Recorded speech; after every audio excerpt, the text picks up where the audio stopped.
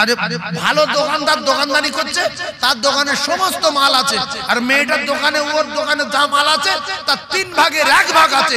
সবাই এর দোকানে ভিড় করছে, আর পুরানো মালের বলছে খুব মজা লাগছে। বিস্কুট গন্ধ হয়ে গেছে, নেড়ের ভিতরে পিঁপড়ে ঢুকে খেয়েলে বলছে না ভাবির মালটা খুব ভালো, টেস্ট আলাদা।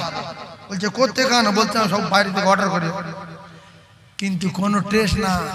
ফোন নাম্বারটা নেই। কলিজার টুকরা ভাইরা আমার, খুব ঠান্ডা মাথায় বোঝার চেষ্টা করুন। আমি আপনাদেরকে জানিয়ে দিলাম, আল্লাহ নবী দিন ও দুনিয়ার বাদশাহ, নামদার তাজদার মদিনার সাহাবী হযরত আলী কাররামাল্লাহু ওয়াজহাহু, আর শরীরে এত ক্ষমতা আল্লাহ পাক দিয়েছিল রে, তাম পৃথিবীর জমিনে সমস্ত কাফের বেঈমানদের বিরুদ্ধে আমার আল্লাহ পাক যার বাঘ বানিয়ে পাঠিয়েছিল রে, সেই বাঘের বাচ্চার দিনের পর দিন খাওয়া নাই। খাতুনে জান্নাত রানী, জান্নাতি রানী ফাতিমা দিনের পর দিন খাওয়া নাই। অবশেষে দেখা গেল শেরে খোদা আলী কাররামাল্লাহু ওয়াজহাহু কারুর পকেট মারিনি, কারুর ছিনতাই করেনি, মদিনার বাজারে গিয়ে কোন দোকানদারে রাশ করেনি। আমার নাম শের, আমি শেরে খোদা আলী, আমার তো চিনিস তোরা সবাই মিলে। আমার বাচ্চার খাওয়া নাই, আমার স্ত্রীর খাওয়া নাই, নবীর বেটির খাওয়া নাই। তাড়াতাড়ি করে মাল বয়ে আমার বাড়ি রেখে আয়, নাইলে দাঁতব না গুঁড়ো করে দেব। কোন দোকানদারের কি বলেছিল? আর এখন ঘরে চাল আছে, ভাত আছে, তরকারি আছে, মুখে দাড়ি আছে, জাতির কলঙ্ক আছে, রাস্তায় লরি ছিনতাই করছে, লোকের পুকুরে মাছ চুরি করছে, জল করে সেই আটল ঝেড়ে নিচ্ছে, আবার আল ঢেলে চলে যাচ্ছে। ও বাপ, 3.5 হাত কবরে যাবে, এটা সত্য। মরে যাবে জানো, চুরি করছে কেন? ও আপনি বুঝবেন না, ও বুঝবে না। আজও মুসলমান ইট চুরি করছে, আজও রাস্তার পাথর চুরি করছে, আজও বালি চুরি করছে, কলের পাইপ চুরি করছে। রাস্তায় পানি দেবে যে পাইপ বসাচ্ছে, ওই চুরি করলে পুকুরে ডুবে রাখবে, কবরে আতালি করে আছে না নাই? আর রাসূল বলছে রাস্তার ইট পিট চুরি না করে আরো ইট জোগাড় করে বসিয়ে দাও। রাস্তায় যদি কাঁটা ফাঁটা পড়ে থাকে সরিয়ে দাও। এরা রাস্তা ভেঙে দিচ্ছে, একটা ইট হালকা মাথা উঁচু হয়ে রয়েছে, ওইটা ধরে নাড়া দিচ্ছে, তুলে নেবে, তুলে বাড়ি লাগালো। এবার পরস্পর ফাঁকা হয়ে গেছে, তার পরের দিন থেকে পুরো রাস্তা ফাঁকা। আর যত লোক যাচ্ছে গাড়ি নিয়ে বলছে রাস্তা এরকম হলো কেন, এতগুলো ইট কি হলো? যে নিয়ে তার মাথা বাস পড়ুক, তার কবল আগুন লাগুক, তার সংসারে বাস পড়ুক, মেরি ছেলের জ্বর, ইতির পেটে কিডনি পাথর, এর মাথা ঘুরছে, লোকের সাপ। এই যত লোক যাবে গালাগালি করবে না, সেজন্য রাস্তা ইট চুরি করতে রাসূল নিষেধ করেছে। রাসূল রাস্তা ইট দিতে বলেছে, আর রাস্তা করার জন্য জায়গা দিতে বলেছে। সাদকায়ে জারিয়া হবে। কি হবে? সাদকায়ে জারিয়া হবে। ওয়া শুনছেন, একটু শুনলেন, বুঝলেন, আর চুরি চামারি করবেন না, ছেলে মেয়েদের জন্য অন্যায় করবেন না, ছেলে মেয়েদের জন্য নোংরা ভাষা জমানে ব্যবহার করবেন না। যে আমি আমার ছেলে মেয়ের ভবিষ্যৎ করছি, তুমি কি গাঁজা খেয়েছো? তুমি কি ভবিষ্যৎ করবে?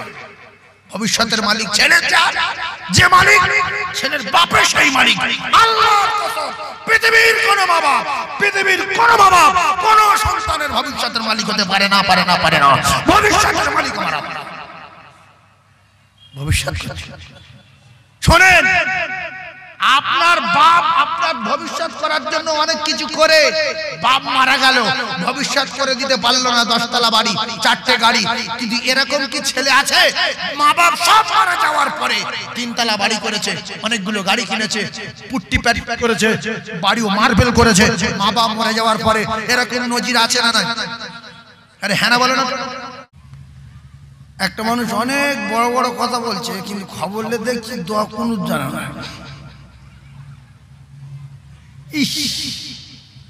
আল্লাহু আকবার, আল্লাহ হেফাজত করুক। তো আল ওয়ালামা ওয়ারাসাতুল আম্বিয়া,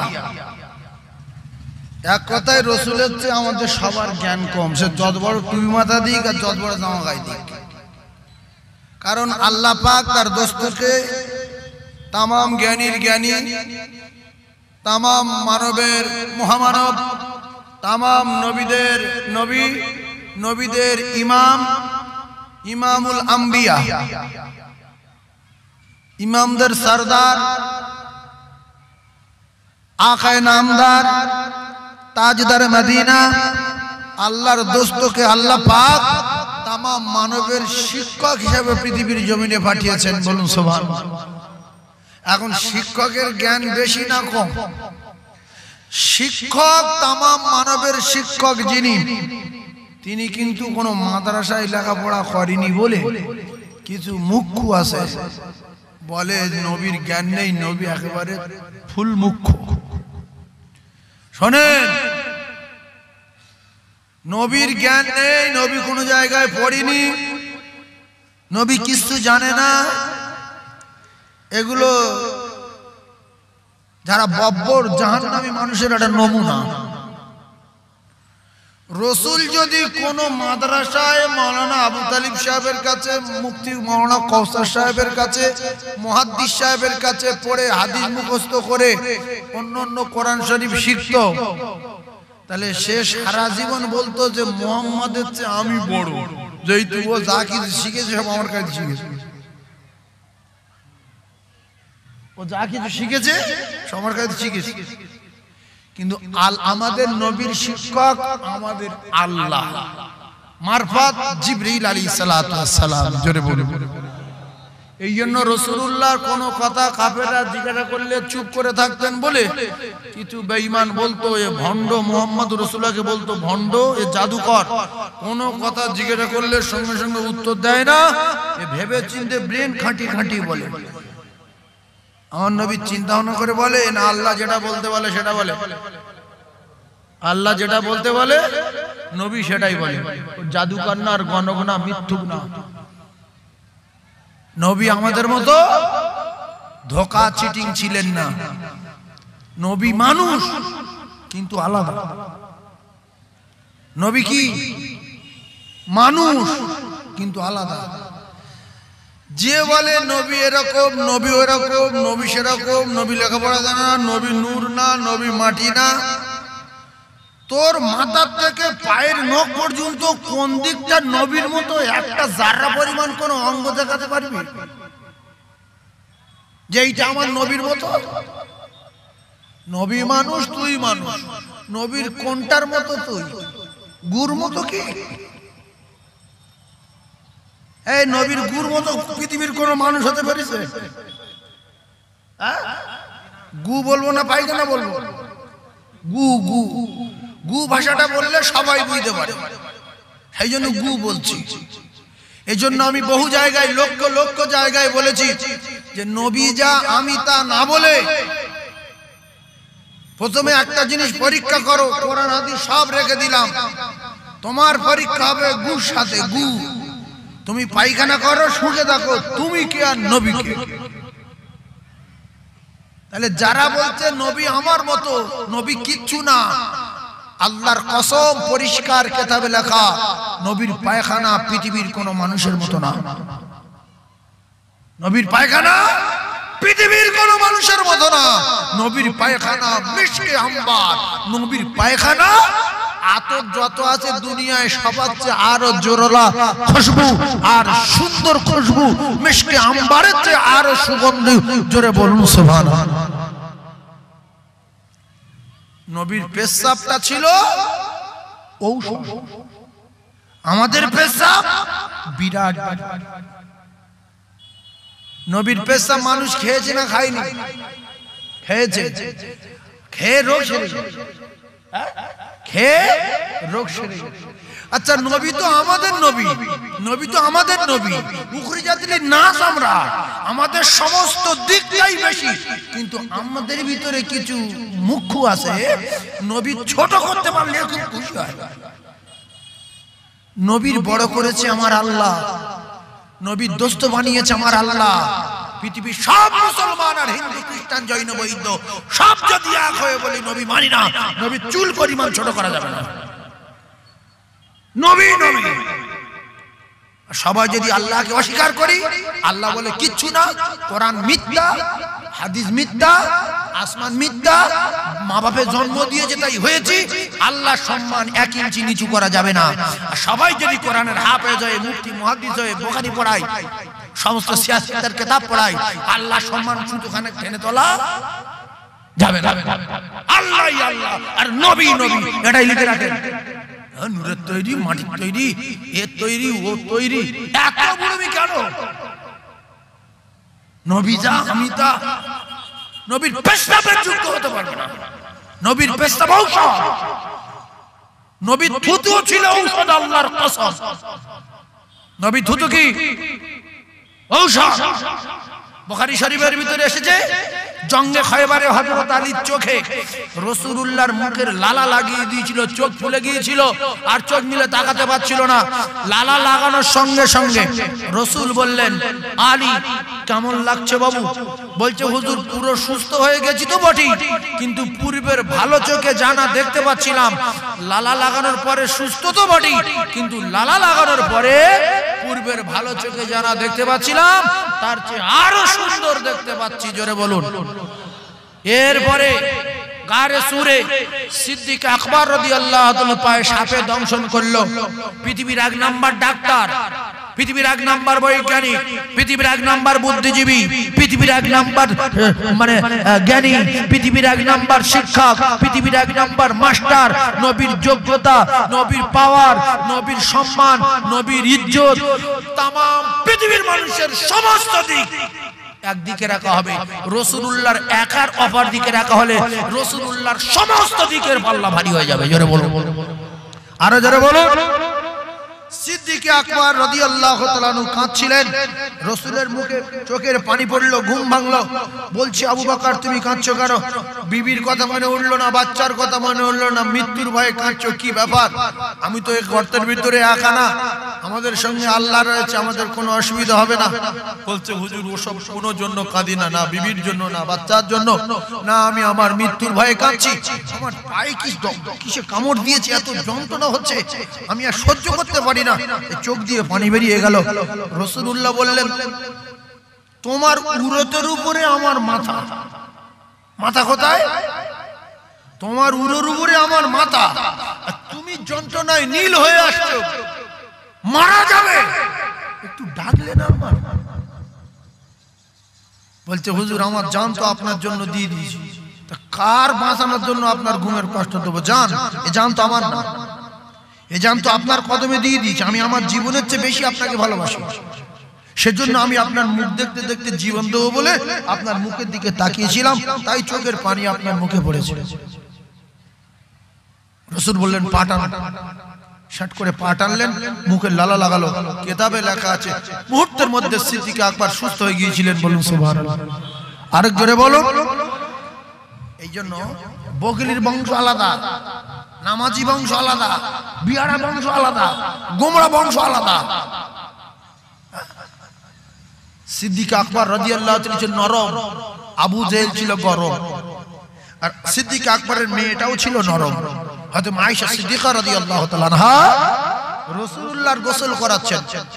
এখন তো অধিকাংশ ভাবি গোসল ফসল করায় না। একটু গোসল করে নিতে পারো না, পাম্পটা করে নিতে পারো না, কলটা চেপে নিতে পারো না, সাবান নিজে নিজে মাখতে পারো না। এগুলো জাহান্নামী নারীর নমুনা। মা আয়েশা সিদ্দিকা রাসূলের গোসল করাতে গেল, চুলের পায়ে আঙুলের মাথায় পড়লো, পা ফেটে রক্ত বার হচ্ছে। রাসূলুল্লাহ দেখলেন পানির সঙ্গে রক্ত যাচ্ছে, কি ব্যাপার?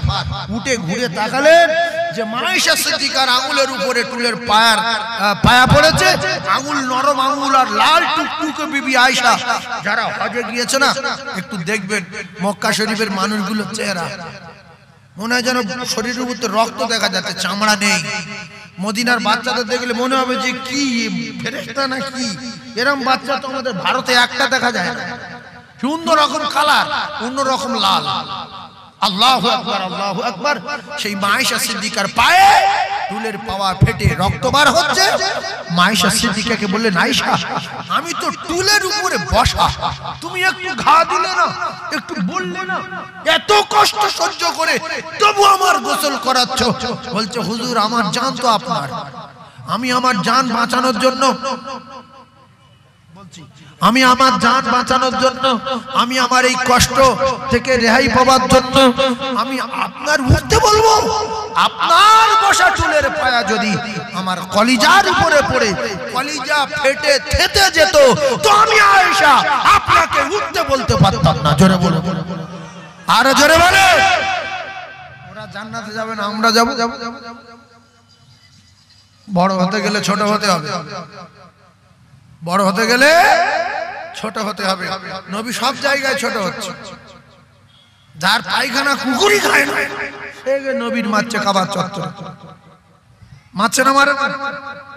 রাসূলুল্লাহ মেরেছে না, মারেনি? সিদ্দিক আকবর রাদিয়াল্লাহু তাআলা কাবার চত্বরে মেরেছে না, মারেনি? যে সমস্ত মুমিন গেটের কাছে আছো, জলসায় এদিক ওদিক ছিড়িয়ে ছড়িয়ে রয়েছে, আল্লাহর রাস্তায় বলছি ফেরেশতাদের সঙ্গে বেহেশতের বাগানে বসেন। শিমুলদা আজাদ ক্লাব এই জলসাটা ঐতিহাসিক জলসা। বহু দূর থেকে লোকজন আসে, বিশেষ করে আত্মীয় স্বজন সবাই আসে। এই জলসা শুনে বড় বড় নামি দামি আলেম ওলামারা ওয়াজ নসিহত করেন। সেজন্য আমি গুনাহগার সাইফুল্লাহ কি বলবো না বলবো আমি কিছু জানি না। আল্লাহ পাক যতটুকু বলাবেন বলবো। তবে আমি অনুরোধ করছি আপনারা ভিতরে আসেন, গেট ছেড়ে দেবেন, ভিতরে এসে বসবেন। আর যারা অন্য টার্গেট নিয়ে ঘুরছে এদের বিচার করবে কে? অন্য টার্গেট নিয়ে যারা ঘুরছে, কার ফোন নাম্বার লবো, কার সম্মান করবো, কার ফাঁসাবো, কার বংশ ধ্বংস করবো, এই চিন্তা ভাবনা যারা আছে এদের অন্তরের খবর আমার আল্লাহ রাখে। সেই জন্য ভাই বুড়ারা টার্গেটে না ঘুরে ভালো জায়গায় চেয়ারের উপরে বসি, ফেরেশতের বাগানে বেহেশতের বাগানে ফেরেশতাদের সঙ্গে বসি, আল্লাহ রাস্তায় বলছে একটু চলে আসি। বিশেষ করে আমার মা বোনদের বলছি, তোমরা যারা রাস্তায় ঘুরছো যুবকদের সাথে, এটা একটা লজ্জাজনক ব্যাপার। কারণ যারা ভাবি আছে, ভাবি, এই ভাবিদের যদি বলা হয় যে তল তুই তো আমার স্ত্রী, তোর হাত ধরে একটুখানি মালঞ্চ যাই, এমন ভালো বংশের মেয়ে আছে স্বামীর হাত ধরে যাবে না। স্বামী বলছে আর তুই আমার হাত ধরবি, আমি তো স্বামী। তো বলছে স্বামী আছো ঘরে, বাড়িতে, রাস্তায় স্বামী স্বামী ওরকম ছেড়ে দাও, লোক খারাপ বলবে। মান সম্মান আছে। আপনি জানবেন আমার এই স্ত্রীর বা আমার এই বোনটার বা এই মাটার ঈমান আছে।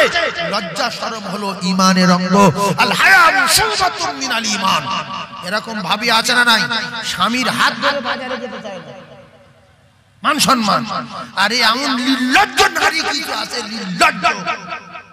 স্বামী না, কেউ না, কোন জায়গার কে দুটো আলু ভাতে দে, ফোন করে ডেকে নিয়ে ওর ধরে পাক খাচ্ছে, আবার লোকজনের ভিতরে। আবার বললে বলে মাধ্যমিক পাস, এইচএস কমপ্লিট, ফার্স্ট ইয়ারে ভর্তি হয়েছে। তুমি জ্ঞান নেই, তুমি কি ফার্স্ট ইয়ারে ভর্তি হয়েছে? এতগুলো লোকজন তুমি রাস্তায় ঘুরছো, পাক খাচ্ছ, মাথায় কাপড় নেই, কিচ্ছু নেই। মাথায় কাপড় বলে ঘোরার কারণ যে আমি আজকের চুলে শ্যাম্পু করেছি। যদি যুবকরা না দেখলো তাহলে মানুষটা কোথায় হবে? যে মেয়েটা যত ঢাকা থাকে সেই মেয়েটা তত দাম বাড়ে, আল্লাহ সেই মেয়েটা তত সম্মান বাড়িয়ে দেয়। সেই মেয়েটা সবাই ভালো বলে, আর যে মেয়েটা আলাদা হয়ে যায় তার সমাজে আর দাম নাই। কিছু কিছু মেয়ে ভাবে আমি যদি আন্ডারপ্যান্ট পরে ঘুরতে পারি, আমি মনে হচ্ছে এলাকার সবচেয়ে সুন্দরী আর সুযোগ আমি লেখাপড়া শিখে আন্ডারপ্যান্ট পরে ঘুরছো।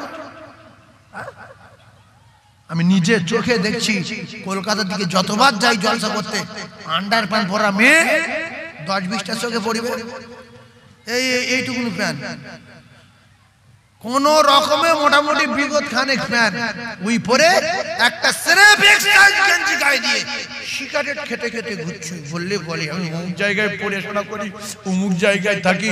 তোমার বাপে তো তাহলে অনেক টাকা, হাঁটু ঢাকা পর্যন্ত একটু কাপড় কেনার পয়সা নেই, দাপনাটা ঢাকো।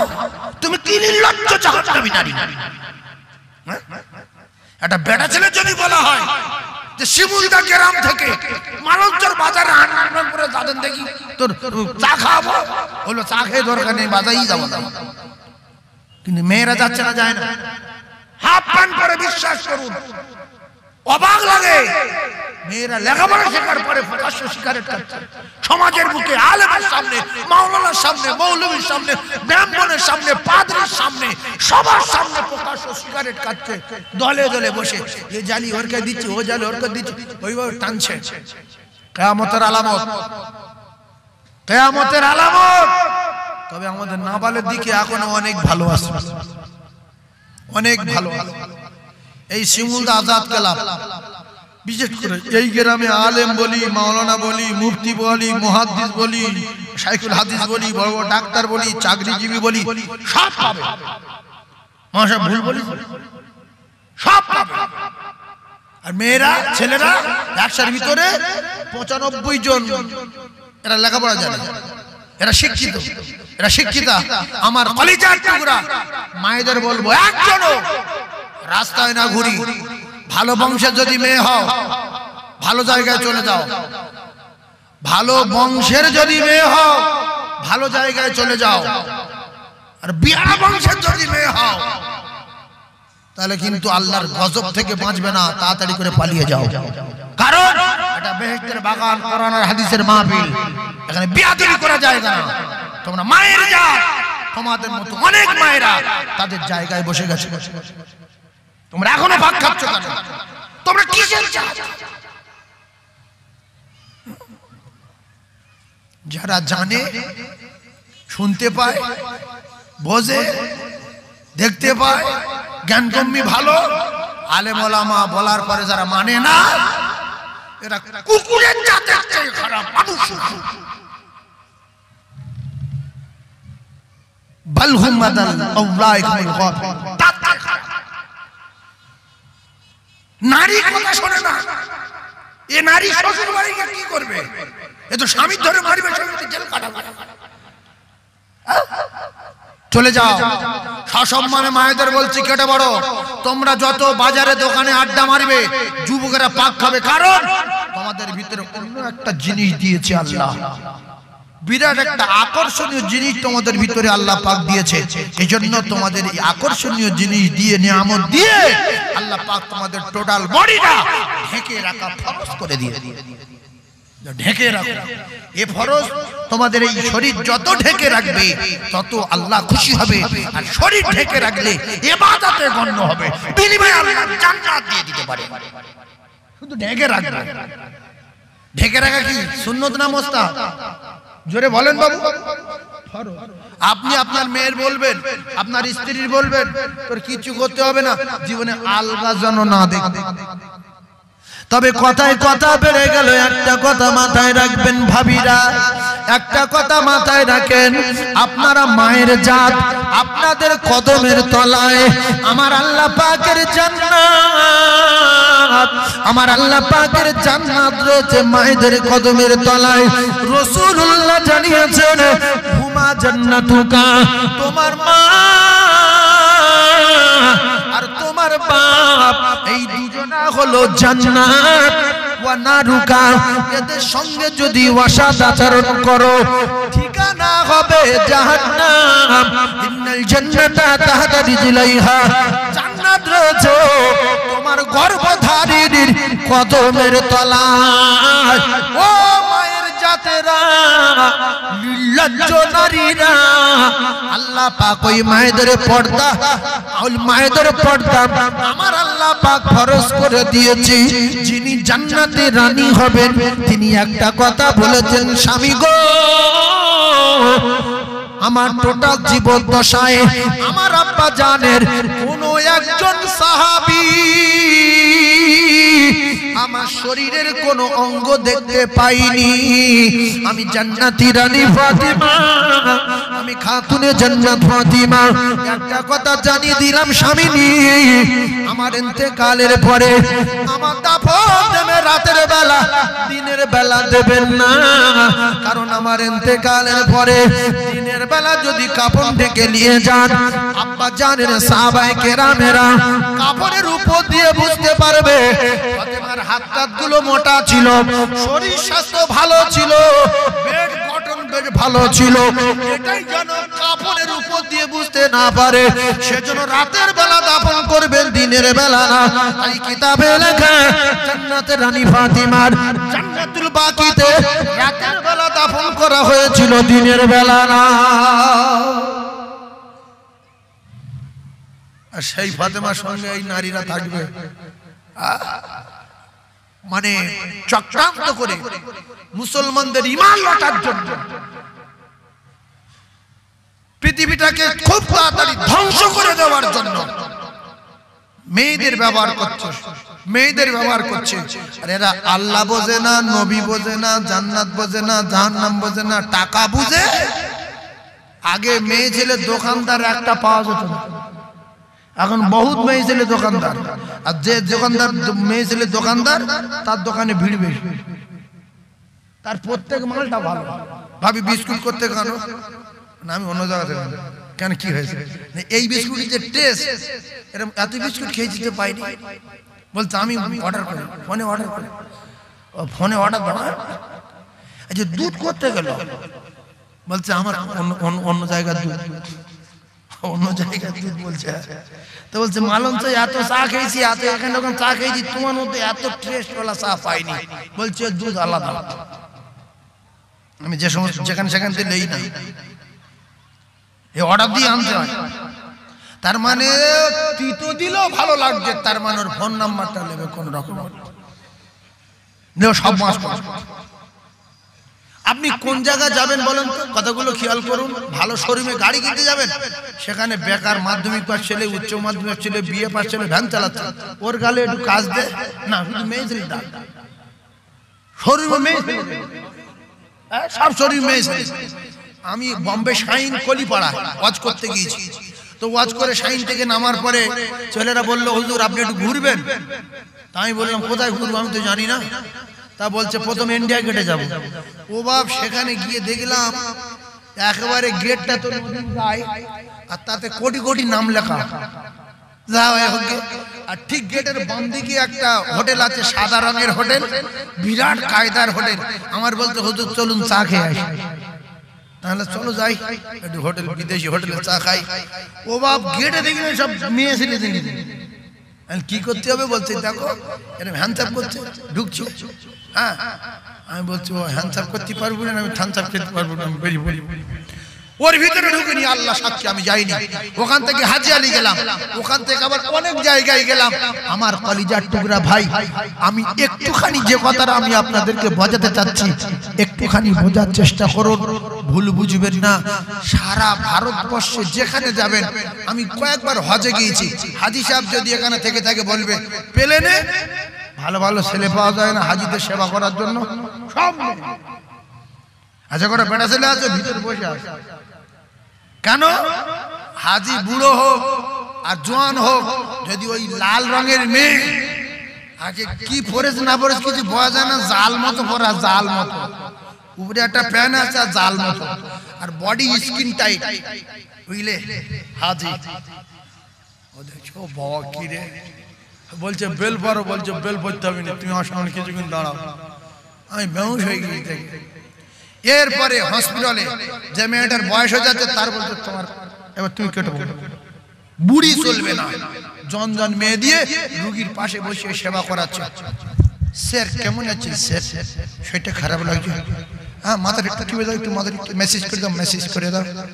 কারণ আপনি বলুন, হসপিটালে যদি একটা বিদেশি মেয়ে, কালার ওয়ালা মেয়ে আপনার মতো মাওলানার মাথা মেসেজ করে, হাজি সাহেবের মাথা মেসেজ করে, কার পাম শিগগির উঠবে। এই কথা ঠিক বলছি না? তখন ওই মাওলানা আর ওই হাজি সাহেব ইমানদার বেরিয়ে পড়বে ঈমান রক্ষা করার জন্য। এই ব্যবসাগুলো শুরু হয়েছে, কথা ঠিক বলছি না? আম লোকে যখন স্যার বলছে তো পাগল হয়ে যাচ্ছে, যেখানে গাড়ি নিতেই হবে। 10 মিনিট জন্য গিয়ে 1.5 ঘন্টা বসে আছে, আর সে মেয়েরা দেখতে কি তাদের স্যার কপি কপি কপি। মুখ চা খায় বলে ঘুরছে অনেক, কিন্তু চা দিচ্ছে না তো, বলছে কপি কপি কপি। বলছে আমি খাবো না, খাবো না। পরে শুধু বলছে এক কাপ চা হলে ভালো হতো। তা বলছে চা দেবো, বলছিল খাইনি কেন? বলছে তো কপি কপি করছি। কি ও? তো যার নাম কপি তার নাম চা, খান। বলে খেয়ে বলছে বিরাট ভালো তো। মিনিটে মিনিটে চা দিচ্ছে কারা? ওই মেয়েরা। গাড়ি দেখাতে নিয়ে যাচ্ছে কারা? ওই মেয়েরা। একা নিয়ে যাচ্ছে সেই গাড়ির পিছনে নিয়ে বলছে স্যার এই গাড়িটা এত দাম, স্যার এই গাড়িটা এত দাম, স্যার এই গাড়িটা এত দাম। নির্জনে গল্প করছে। স্যার বসেন দুটো কথা বলি, আপনি কি করেন, ব্যবসা কি? খোলের খবর বার করছে গাড়ি নিতে পারবে কিনা, ওদের সঙ্গে গল্প জুড়ে দিল। এরপরে নার্সিংহোমে, হসপিটালে, গ্যারেজে, শোরুমে, হোটেলে সুন্দর সুন্দর মেয়ে এখন পাওয়া যাচ্ছে না, যায় না? জোরে বলেন। আল্লাহ নবী দিন ও দুনিয়ার বাদশাহ তাজদার মদিনা কলিজার টুকরি জান্নাতি রানী ফাতিমার জীবনী আপনারা শুনলেন হালকা করে। হযরত মা খাদিজাতুল কুবরা রাদিয়াল্লাহু তাআলা আনহা পেটে পাথর, পেটে খানা নাই, ভুকা অবস্থায় রাসূলুল্লাহর জন্য ফানা হয়ে গিয়ে মা খাদিজাতুল কুবরা জিন্দেগি বিপদটা হয়নি। মা আয়েশা সিদ্দিকা রাদিয়াল্লাহু তাআলা আনহা জিন্দেগি বিপদটা হয়নি। পেটে পাথর বাঁধা ফাতিমা এক সেকেন্ডের জন্য বিপদটা হয়নি। তারা আল্লাহর দরবারে হাত তুলে চেয়েছে, আমার আল্লাহ পাক তাদের রিজকের ব্যবস্থা করে দিয়েছে। ও মায়েরা, বোনেরা, বেটিরা, ভালো করে বোঝার চেষ্টা করুন। পর্দা আপনাদের আমার আল্লাহ পাক ফরজ করে দিয়েছে।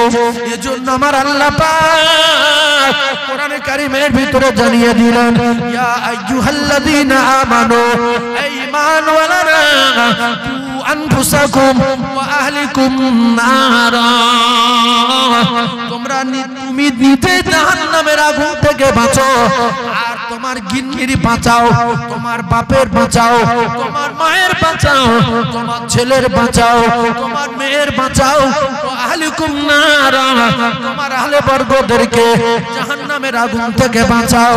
ও কলিজার টুকরারা, হুন্না লিবাসুল লাকুম ওয়া আনতুম লিবাসুল লাহুন্না। যদি আল্লাহ পাকের কোরআন বিশ্বাস হয় তাহলে আপনাদের একটা কথা জানিয়ে দেই, যে মুসলমানের ঘরে জন্ম নিয়ে গিন্নি নিয়ে শরীরে পাঠায়, গিন্নি নিয়ে আপনার কিনা দোকান বেঁধে দেয়, গিন্নি নিয়ে অন্য পুরুষের সাথে ব্যবসা করার জন্য দেয়, এই পুরুষটা জাহান্নামী। এই পুরুষটার উপরে আমার আল্লাহর লানত। আদ-দায়ুসু লা ইয়াদখুলুল জান্নাহ। এরকম জাহান্নামী পুরুষ হাজার হাজার দুনিয়ায় দেখা যায়। টাকার লোভে নিজের স্ত্রীটাকে নিয়ে অন্য পুরুষের কাছে ব্যবসার জন্য দেয়। হায়রে দায়ুস, তোমার কপালে আগুন লাগবে। আমার আল্লাহ পাকের কোরআন পরিষ্কার করে দিল, আমার গিন্নির দায়িত্ব আমার হেফাজত করা, আমার পোশাকের দায়িত্ব আমার হেফাজত করা, আমার পোশাকের দায়িত্ব আমার আলমারিতে রাখা, আমার পোশাকের দায়িত্ব বাক্সের ভিতরে রাখা, আমার পোশাকের দায়িত্ব ভালো করে যত্ন করে আলনায় রাখা। কিন্তু স্ত্রী যদি আমার পোশাক হয়, আল্লাহর কোরআন যদি সত্য হয়, স্ত্রী যদি স্বামীর পোশাক হয়, তাহলে ওই স্ত্রীর পর্দা রাখা দায়িত্ব স্বামীর, ওই স্ত্রীর হেফাজত রাখার দায়িত্ব স্বামীর, ওই স্ত্রীর পর্দা করার দায়িত্ব স্বামীর। যদি স্ত্রীকে গার্ড না দেয়, স্ত্রীকে পর্দায় যদি না রাখে, টাকা লোভে যদি অন্য জায়গায় ছেড়ে দেয়, সোয়াতে ওই স্ত্রী হাত ছাড়া হয়ে যাবার সম্ভাবনা আছে না নাই? আমি কত বড় মূর্খ, আমি কত বড় জাহেল, আমি কত বড় গান্ডু, আমি গান্ডু। আমার 2500 টাকার জ্যাকেটটা দিয়ে আমি আসার সময় মালঞ্চ রাস্তার উপরে ফেলে দিয়ে চলে এসেছি। কুকুর এসে ঠ্যাং তুলে পেশাব করে দিল, তারপর আরেকটা লোক এসে পা দিয়ে কুলাতি মারলো, তারপর আরেকটা গরু এসে ধাক্কা মেরে চলে গেল, আরেকটা মানুষ এসে দেখছে মালটা খুব খারাপ না ভালো, তুলে নিয়ে চলে গেল। আপনার স্ত্রী যদি আপনি যদি বাইরে ছেড়ে দেন, আল্লাহর কসম খেয়ে বলি, কেউ কেউ ধাক্কা মারার চান্স আছে, কেউ কেউ এসে ফোন নাম্বার নেওয়ার চান্স আছে, কেউ কেউ এসে আপনার স্ত্রীর সঙ্গে গল্প করার চান্স আছে। আবার যদি কেউ কেউ মনে করে চেষ্টা করে, আপনার স্ত্রীকে নিয়ে পালিয়ে যাবার চান্স আছে না নাই? জোরে বলেন। শুধু বলছে ভাবি ফোন নাম্বারটা দাও, ফোন নাম্বার দিল, ফোনে কথা হতে হতে হতে হতে হতে মাস 2-3 পরে গল্প করছে যে আমার স্বামী যদি তোমার মতো হতো, খাওয়া দাওয়া দরকার ছিল। এত বাজে স্বামী। বহুত দিন তো আল্লাহর কাছে কাঁদছিলাম যে আল্লাহ তুমি আমার একটা মনের মতো মানুষ দাও, সেটা আল্লাহ তোমার দিল। ও তখন বললো যে তো স্বামী টাকা পয়সা সোনা গয়না যা যেখানে আছে গুড়ি নিয়ে বেরিয়ে পড়, চলে যাবো। বলছে একদম সত্য, বলছে একদম সত্য। মেরি হাওয়া দিল। মুক্কু আমার কাছে কে কাঁদছে, বলছে তাবিজ দেন। কেন? বউ পালিয়েছে। কেন? তোর বাচ্চা কাচ্চা? একটা ছেলে একটা মেয়ে। তা কি করতো বউ? কি করতো? না আমি কাজ কাম করতাম, যেখানে সেখানে যেত, বাজারে যেত, এমনি ক্লাবের ধারে টারে যেত, বন্ধন করতো। হ্যাঁ এই সব মাস করে শুনে রেখে দেন। হুন্না লিবাসুল লাকুম ওয়া আনতুম লিবাসুল লাহুন্না। আমার জামা যদি আলমারিতে রাখতাম তাহলে এই জামায় কুকুরের বাপের ক্ষমতা নেই পেশাব করা, কারণ বাপের ক্ষমতা নেই জামাটা এসে ধাক্কা মারা, টানা ফেলে দিয়ে পা তুলে দিয়ে মারানো, চুরি করে নিয়ে যাওয়া এত সহজ না। আমার ঘরের ভিতরে আলমারিতে রয়েছে, সেজন্য আমার স্ত্রীর পর্দা রাখার দায়িত্ব আমার, আমার মেয়ের গাড়ে রাখার দায়িত্ব আমার, আমার মেয়ের পর্দা রাখার দায়িত্ব আমার। সেজন্য আমি হাতে ধরে বলতে চাই, পায়ে ধরে বলতে চাই, স্ত্রী যদি আমার পোশাক হয়, আমি আমার স্ত্রী যদি আমার পোশাক হয়, তাহলে আমার দায়িত্ব হলো আমার স্ত্রীর গাড়ে রাখা, আমার স্ত্রীর পর্দায় রাখা, আমার স্ত্রীর পাঁচিলের ভিতরে রাখা, আমার স্ত্রীর ঘরের ভিতরে রাখা। কারণ আমার স্ত্রীর দায়িত্ব হলো আমার, কারণ স্ত্রী হলো আমার পোশাক। এটাই হলো আল্লাহ পাকের কোরআন। আল্লাহর নবী জানান, যদি তার স্ত্রীকে পর্দায় না রাখতে পারে, যদি তার স্ত্রীকে অন্য পুরুষের হাতে তুলে দেয় টাকার লোভে, হারাম ব্যবসা করার জন্য, এই বেটার নাম হলো দায়ুস। আর দায়ুস লা ইয়াদখুলুল জান্নাহ। এই মুখ্য পুরুষ হলো জাহান্নামী, এ জীবনে আল্লাহর জান্নাতে যাবে না। সব জায়গায় মেয়ে ছেলে আগে এরকম ছিল, জোরে বলেন ছিল। আরে ভালো দোকানদার দোকানদারি করছে, তার দোকানে সমস্ত মাল আছে, আর মেয়েটার দোকানে, ওর দোকানে যা মাল আছে তার 3 ভাগের 1 ভাগ আছে। সবাই এর দোকানে ভিড় করছে, আর পুরানো মালের বলছে খুব মজা লাগছে। বিস্কুট গন্ধ হয়ে গেছে, নেড়ের ভিতরে পিঁপড়ে ঢুকে খেয়েলে, বলছে না ভাবির মালটা খুব ভালো, টেস্ট আলাদা।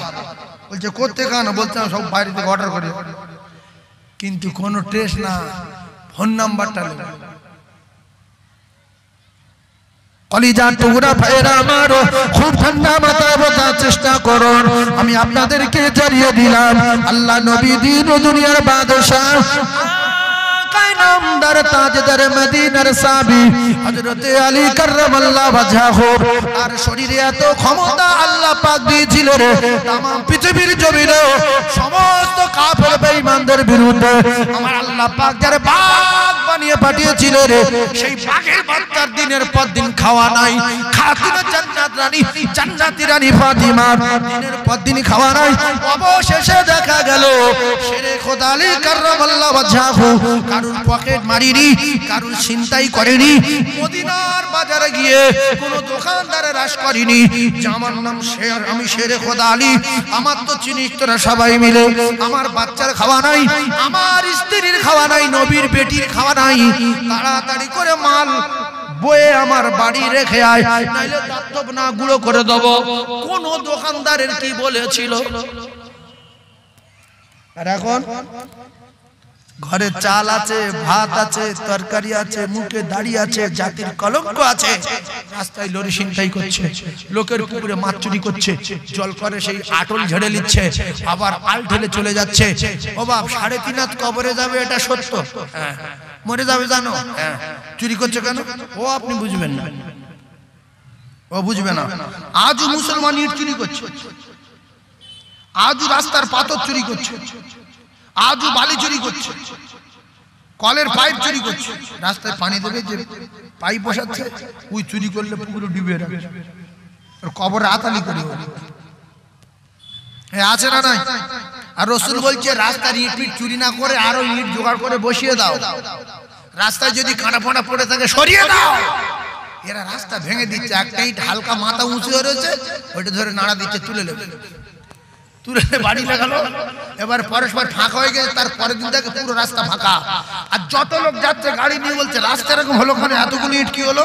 যে নিয়ে তার মাথা বাস পড়ুক, তার কবল আগুন লাগুক, তার সংসারে বাস পড়ুক।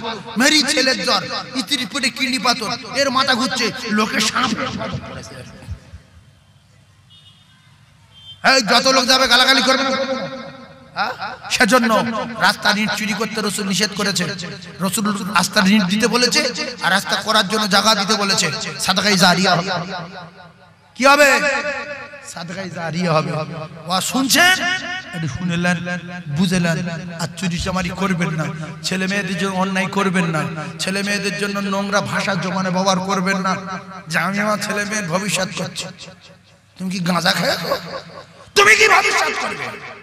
ভবিষ্যতের মালিক ছেলের যে মালিক, ছেলের বাপের সেই মালিক আল্লাহর কসম। পৃথিবীর কোন বাবা, পৃথিবীর কোন বাবা কোন সন্তানের ভবিষ্যতের মালিক হতে পারে না, পারে না, পারে না। ভবিষ্যতের মালিক আমার আল্লাহ। ভবিষ্যৎ শোনেন, আপনার বাপ আপনার ভবিষ্যৎ করার জন্য অনেক কিছু করে, বাপ মারা গেল, ভবিষ্যৎ করে দিতে পারলো না, 10 তলা বাড়ি, 4টে গাড়ি। কিন্তু এরকম কি ছেলে আছে মা বাপ সব মারা যাওয়ার পরে 3 তলা বাড়ি করেছে, অনেকগুলো গাড়ি কিনেছে, পুট্টি প্যাটি করেছে, বাড়িও মার্বেল করেছে মা বাপ মরে যাওয়ার পরে? এরকম নজির আছে না? নাই? আরে হ্যাঁ না বলো না? তাহলে এগুলো কি ওর বাপ করেছে? এগুলো করেছে কে? আমি করেছি। আল্লাহ আমার দুনিয়া পাঠিয়েছে। আমার আব্বা মারা গেছে 27 বছর আগে। তখন একটা টিনের বাড়ি ছিল আমার, আর 5 ভাই একটা টিনের ঘরে বাস করতাম। আমার গ্রামের লোক শুনছে, 5 ভাই একটা টিনের ঘরে বাস করতাম। মসজিদের সামনে বাড়ি, সাইডে একটা দোকান ছিল, ওর থেকে যা হতো হতো তাতেই সংসার চলতো। 5 ভাই, ছোট্ট একটা বাড়ি, টিনের বাড়ি, অ্যাজবেস্টার না, টিন। এখন তো অ্যাজবেস্টারে মোটা, তখন টিনের বাড়ি। তো আমার আব্বা খুব কষ্ট করে আমাদের মানুষ করলো। আর অনেক দিন আগে মারা গেছে, 27 বছর আগে, মানে কি অনেক দিন আগে। আর আমার ছোট ছোট ভাইগুলো, আমার পরে 3 জন, আমরা 5 ভাই। তো আমার আব্বা তো একটা ঘর আমাদের কারুর বেঁধে দিয়ে যায়নি, একটা ঘরের ভিতরে রেখে আব্বা চলে গেল। শোনেন, আব্বা চলে যাওয়ার পরে এখন আমরা ভাই ভাই, আমারও জায়গাটা বাড়ি আছে 2 তলা, আমার পরের ভার বাড়ি আছে 2 তলা, আর একটা ভার বাড়ি আছে পাকা, আর একটা ভার বাড়ি আছে পাকা। আর একটা ভাই জমি কিনলো, আমিও জমি কিনলাম, আমিও গাড়ি কিনলাম, আর এক ভাই গাড়ি কিনলো, আর এক ভাই গাড়ি কিনলো। এগুলো কি আমার বাপ করে দিয়ে গেল? জাতির কলঙ্ক, জ্ঞানী গম্যিনী, আমার ছেলে মেয়ের ভবিষ্যৎ কে? তোমার কে